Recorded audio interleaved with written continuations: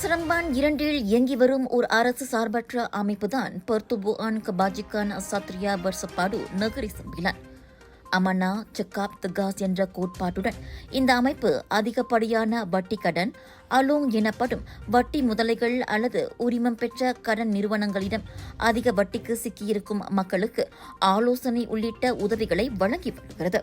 மக்களின் வாழ்க்கையை சுமையற்றதாக மாற்றி நிதி சுதந்திரத்தை அவர்கள் மீண்டும் பெற உதவுவதே தங்களின் நோக்கம் என்கிறார் சத்ரியா பெர்சபாடு தலைவர் டேனியல். இந்த முக்கியமான ஒரு காரணம் என்னன்னா, இந்த விஷயம் வந்து நம்ம வெளியில் கேள்விப்பட்டிருக்கோம். ஆனால் நம்ம சர்க்கிள்லேயே நடக்கும்போது நம்மளுக்கும் தோணும்ல, நம்ம ஒரு ஆள்கிட்ட சொல்லி அந்த விஷயத்தை செய்கிறதுக்கு பதிலாக நம்மளே ஒரு முயற்சி எடுக்கலாம். ஸோ நம்மளோட ஐடியா வந்து நம்மளே இம்ப்ளிமெண்ட் பண்ணி பேசலான்ற ஒரு நோக்கத்தில் நம்ம ஆரம்பித்தோம். ஸோ நம்ம 2024 ஆரம்பித்து ஸ்டில் ரன்னிங். ஓகே, நம்மளோட என்ஜிஓட மெயின் ஆப்ஜெக்டிவ் என்னென்னா கடன் பிரச்சனைகள். அதாவது நம்ம சமுதாயத்தில் வந்து கடன் பிரச்சனைகள் நிறையா இருக்குது. எல்லாருக்குமே கடன்ற ஒரு விஷயம் இருக்குது. ஆனால் அது எப்பேற்பட்ட கடன் நம்ம பார்க்கணும். யார் யாருக்கு இந்த வட்டி பிரச்சனைகள் இல்லைனா அதிக வட்டிக்கு காசு கட்டிக்கிட்டு இருக்காங்க, இந்த மாதிரி லோன் சம்மந்தப்பட்ட பிரச்சனைகள். ஸோ அவங்களுக்கு வந்து நம்ம என்ன செய்கிறோம், நம்ம கன்சல்டேஷன் கொடுப்போம். இதோட ப்ரொசஸிங் எப்போ நம்ம கன்சல்டேஷன் கொடுப்போம். அவங்க நம்மளை வந்து பார்க்கலாம். நம்ம ஆஃபீஸ் வந்து சிரமண்டூரில் இருக்குது. ஸோ வந்து அவங்க நம்மளை பார்க்கும்போது நம்ம அவங்ககிட்ட கலந்து பேசும்போது அவங்க பிரச்சனைக்கு ஏற்றமான ஒரு சொல்யூஷன் என்ன தீர்வு நம்ம கொடுக்க முடியும்னு சொல்லி நம்ம கன்சல்ட் பண்ணி கொடுப்போம். அது பேங்காக இருக்கலாம், இல்லைனா கோப்பராசியாக இருக்கலாம், இல்லை கிரெடிட் கம்யூனிட்டியாக இருக்கலாம். ஸோ நம்மக்கிட்ட நிறையா சேனல்ஸ் இருக்குது, நிறையா வழிகள் இருக்குது. சில கேசஸ் வந்து ஒரு லாயர் தேவைப்படும். ஸோ அந்த மாதிரி வழக்கறிஞர் தேவைப்படுற கேசஸ் கூட நம்ம ஹெல்ப் பண்ணுவோம். ஸோ நம்மக்கிட்ட பேனல் லாயர்ஸ் இருக்காங்க, வழக்கறிஞர் இருக்காரு. ஸோ நம்ம அவங்கக்கிட்ட ப்ரொசீட் பண்ணுவோம். தீராத கடன் தொல்லை மற்றும் சட்டவிரோத வட்டியில் நம் மக்கள் சிக்கி இருப்பதை கருத்தில் கொண்டு அவர்களை அதிலிருந்து விடுவிக்க வேண்டும் எண்ணத்தில்தான் இவர்கள் 2024 ஆண்டில் இந்த அமைப்பை தொடங்கினர். சங்க பதிவிலக்காவான ROS-இடம் முறைப்படி பதிவு பெற்ற இந்த அமைப்பில் தற்போது 5 உறுப்பினர்களாக இருந்து வழிநடத்துகின்றனர். தங்களிடம் ஆலோசனை மற்றும் உதவி தேடி வருவோரில் அவசர தேவைக்கு அதிக வட்டிக்கு கடன் வாங்கியவர்களே அதிகம் என்கிறார் இவர். மற்ற சமுதாயத்தை கம்பேர் பண்ணி பார்த்தா நம்ம சமுதாயத்தில் கடன் பிரச்சனை ரொம்ப அதிகமாகவே இருக்குது. அதாவது குறிப்பிட்ட அந்த வட்டி பிரச்சனைகள். ஸோ அவசரமான ஒரு தீர்வு, உடனே காசு வேணும், இல்லை பேங்க்கு போக முடியல, அந்த அளவுக்கு அவங்களுக்கு அந்த குவாலிஃபிகேஷன் இல்லாத போது அவங்க தேர்ந்தெடுக்கிற இடம் வந்து இந்த மாதிரி வட்டி இல்லைன்னா அலோங். ஸோ இதுக்கு தான் அவங்க போகிறாங்க. ஸோ இந்த மாதிரி இஷ்யூஸ் தான் வந்து சிறுக பெருசாகும்ல. ஸோ இந்த பிரச்சனை ஆரம்பத்திலே அவங்க இருக்கும்போதே நம்மளை தேடி வந்தாங்கன்னா நம்ம ஒரு சொல்யூஷன் கொடுக்க முடியும். செலவு போக சம்பளத்தை சேமிக்க தவறியவர்கள் ஆபத்து அவசர சமயங்களில் என்ன செய்வதென தெரியாமல் அதிக வட்டிக்கு கடன் வாங்கும் வேளை சிலர் வட்டி முதலிடம் செல்கின்றனர். இவர்களில் திருமணத்திற்காக வட்டிக்கு பணம் வாங்கி சிக்கிக் கொண்டவர்களும் உண்டு. இதனால் பலர் திருமண வாழ்க்கையை கடனாளிகளாக தொடங்குவதாக டேனியல் குறிப்பிட்டார். முக்கியமான பிரச்சனைங்கன்னு பார்த்தீங்கன்னா, நம்ம கிட்ட வரும்போது நம்ம உட்காந்து பேசும்போது கேட்கும்போது ஒரு அவசர தேவைக்கு தான் வாங்குறாங்க. ஏன்னா அந்த நேரத்தில் அவங்கள்ட்ட சேமிப்பு இல்லை. ஸோ அவங்க சம்பாதிக்கும் போது ஒரு தொகையை அவங்க சேர்த்து வச்சுருந்தா, சேமிப்புக்குன்னு வச்சுருந்தாங்கன்னா அந்த சூழ்நிலை, ஒரு அவசர சூழ்நிலை வரும்போது அந்த காசை அவங்க எடுத்து பயன்படுத்திருக்கலாம். ஸோ அவங்ககிட்ட அந்த சேவிங்னு ஒரு விஷயம் இல்லாதனால அந்த நேரத்தில் அவங்களுக்கு அந்த அவசரமான மெடிக்கலாக இருக்கலாம், இல்லை வீட்டில் ஏதாச்சும் ஒரு இறப்பாக இருக்கலாம். ஸோ அந்த டைம் அவங்களுக்கு காசுன்ற விஷயம் வேண்டுற போது இந்த மாதிரி பிரச்சனைகள் போகிறாங்க. ரெண்டாவது, கல்யாணம் ப்ரிப்பரேஷனுக்கு வாங்கினவங்க நிறைய பேர் இருக்காங்க. ஸோ 10 பேர் வராங்கன்னா அதில் 2 பேர் 3 பேர் வந்து கல்யாணம் பண்ணும்போது வாங்கின கடன் தான். ஸோ இந்த ஒரு விஷயத்துக்கு பண்ண, ரெண்டாவது விஷயம் எனக்கு வாங்கி அது ஒரு தொகையை வந்துடுது. ஸோ அவங்க கல்யாணம் பண்ணியும் அவங்க வாழ்க்கையை அப்போ தான் ஆரம்பிக்கிறாங்க, ஆனால் கடனோட ஆரம்பிக்கிறாங்க.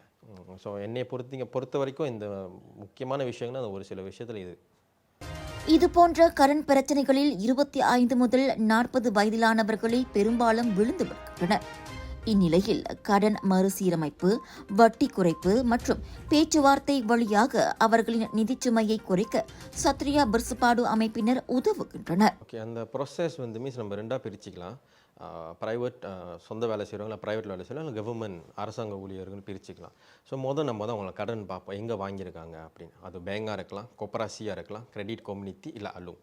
ஸோ இதை நம்ம வகைப்படுத்திடுவோம் எங்கே வாங்கியிருக்காங்க அப்படின்னு. ஸோ நம்மளோட சொல்யூஷன் நம்ம எப்படி கொடுப்போம்னா, அவங்க கடன் எங்கே வாங்கியிருக்காங்க, ஸோ நம்ம அங்கே கான்டாக்ட் பண்ணி பேசுவோம். அது கோப்பராசியாக இருக்கலாம், இல்லை பேங்காக இருக்கலாம், இல்லைனா அவங்க வாங்கின ஆளுங்கிட்ட அலோங்காக இருக்கலாம். நம்ம கான்டாக்ட் பண்ணி பேசி என்ன தொகை அப்படின்னு பார்ப்போம். ஸோ அதை பார்த்த பிறகு தான் நம்மளோட பேனல் இருக்காங்க. ஸோ நம்மக்கிட்டயும் பேங்க்ஸ் இருக்குது, கோஆப்பரேட்டிவ்ஸ் இருக்குது, கிரெடிட் கம்யூனிட்டிஸ் இருக்குது. ஸோ எல்லாமே ரெஜிஸ்டர்ட் லைசன்ஸ். ஸோ அவங்களுக்கு அந்த லோன் தேவைப்பட்டுச்சுன்னா நம்ம வேறு ஒரு லோன் அவங்களுக்கு ரீஸ்ட்ரக்சர் பண்ணி கொடுப்போம். ஸோ அவங்க சில கேசஸ் வந்து லோன் தேவைப்படாது, ஜஸ்ட் நம்ம கன்சல்டேஷன் மட்டும் கொடுக்கறதா இருக்கும். ஸோ அந்த மாதிரி ஒரு கன்சல்டேஷன் மட்டும் கொடுப்போம். இவ்வேளையில் அவசர தேவை அல்லது நிதி நெருக்கடி வரும்போது சரியாக யோசிக்காமல் செயல்படுவதே கடன் வாங்குவர்கள் செய்யும் முதன்மை தவறு என இந்த அமைப்பைச் சேர்ந்த ஜஸ்டின் கூறுகிறார். திரைப்படங்களில் பார்ப்பது போல் படிக்காமல் வெற்று காகிதத்தில் கையெழுத்து போட்டு அதிக வட்டிக்கு கடன் வாங்கும் சம்பவங்கள் இங்கும் நடக்கவே செய்கின்றன. இது ரொம்ப ஆபத்தான ஒரு விஷயம். நம்ம தமிழ் படத்தில் பார்க்குற மாதிரி தான் இதெல்லாம். வெறும் ஒரு வெத்து பேப்பரில் வந்து சைன் பண்ணிட்டு காசு வாங்கிட்டு போயிடுறாங்க. இன்னும் வரைக்கும் நம்ம நாட்டில் அந்த மாதிரி விஷயம் நடந்துக்கிட்டு தான் இருக்குது. இது எதாவது நடக்குதுன்னா ஒன்று சொன்ன மாதிரி தான், இவங்களுக்கு வந்து அவசரமாக காசு தேவை, எதாக இருந்தாலும் பரவாயில்ல சரி சைன் பண்ணிட்டு போயிடுறாங்க. அதுக்கப்புறம் அவங்க அந்த காசு கொடுக்குறவங்க, அந்த பிஞ்சாமான் கொடுக்குறவங்க என்ன அதை ஃபில்அப் பண்ணுறாங்கன்னு இவங்களுக்கு அந்த ஒரு தெளிவு இல்லை. அவங்க அதை பற்றி கொஞ்சமாச்சும் யோசிச்சாங்கன்னா அவங்களுக்கு தெரிய வந்துடும்.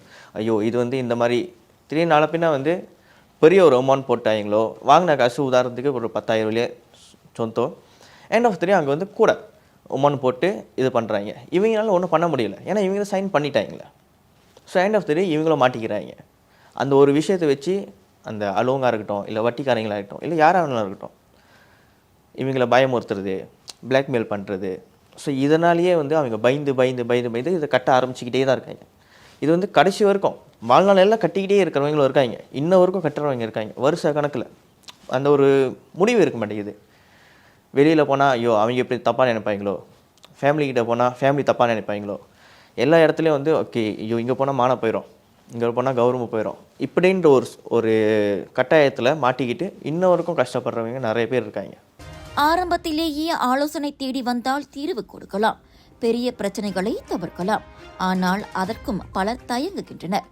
உதவி என்ற பெயரில் ஒருவேளை மோசடியாக இருக்குமோ என்ற பயமும் அதற்கு காரணம் என்கிறார் ஜஸ்டின். இதெல்லாம் தவிக்கிறதுக்காண்டி தான் நம்ம இந்த ஒரு விஷயத்தை கொண்டு வந்திருக்கோம்.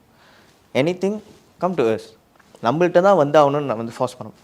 எங்களாலும் போகலாம், ஆனால் ஒரு இடத்த தேடுங்க, நாடி போங்க. Make sure they are not scammers. Nowadays நிறைய பேர் வந்து ஸ்கேம்ன்ற வழியிலே தேடி போகிறாங்க, பார்க்க மாட்டுறாங்க. இட்ஸ் சேம் தான், எஜுகேஷன் பத்தலை, செக் பண்ண மாட்டுறாங்க.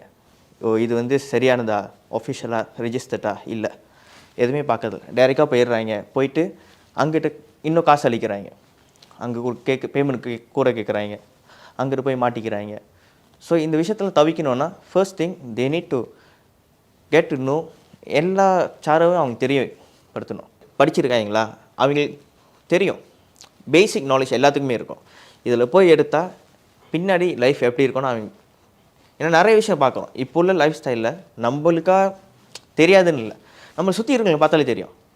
யாராச்சும் ஒரு ஆள் இந்த மாதிரி ஒரு விஷயத்தில் மாற்றுறவங்க இருக்காங்க. Out of 10 at least 2 to 3 people nowadays மேமாங்க ஒரு வட்டி இந்த மாதிரி விஷயத்தில் மாட்டுறாங்க. 18 வருடமாக ஒரே ஆளிடம் திரும்ப வட்டிக்கு கடன் வாங்கி கடும் நெருக்கடியில் சிக்கிய ஒரு நடுத்தர வயது தம்பதியின் கதையையும் இவர்கள் பகிர்ந்து கொண்டனர். அந்த ஹஸ்பண்ட் ஒய்ஃப் அவங்க கிட்டத்தட்ட 18 வருஷமாக கடந்த 18 வருஷமாக ஒரே ஆளுகிட்ட காசை வாங்கி திரும்ப கட்டி, திரும்ப அவங்களே ஆஃபர் பண்ண காசை வாங்கி திரும்ப கட்டி 18 வருஷமாக ஒரே ஆளுகிட்ட கட்டிக்கிட்டு இருந்திருக்காங்க. அவங்க கட்டின காசே கிட்டத்தட்ட 1 லட்சத்துக்கு மேலே இருக்கும். பட் ஸ்டில் முடியலை. End of the day recently தான் நம்மளை வந்து பார்க்குறதுக்கு முன்னுக்கு அந்த வட்டிக்காரங்க, கடன் கொடுத்தவங்க ஒரு அமௌண்ட் லாக் பண்ணி சைன் வாங்கிட்டாங்க. நியர்லி 200,000. அவங்க இவ்வளோ கட்டியும் ஸ்டில் கடைசியாக அது கட்டணும் அப்படின்னு சொல்லி லாக் பண்ணி, இவங்களும் கஷ்டப்பட்டு எல்லா காசையும் அங்கே கட்டி எண்ட் ஆஃப் த டே இவங்க கையில் ஒன்றுமே இல்லை, சேவிங்னு ஒரு விஷயம் இல்லை, எல்லா காசுமே அங்கேயே போயிடுது. அதிகப்படியான வட்டி முதலைகளின் தொல்லைகள் போன்ற பிரச்சனைகளில் இருந்து நம் சமுதாயத்தை மீட்பதே இவர்களின் நோக்கம். உதவி தேவைப்படுபவர்கள் டிக்டாக் அல்லது இன்ஸ்டாகிராம் வழியாக சத்ரியா பெர்சபாடு அமைப்பை உடனே தொடர்பு கொள்ளலாம்.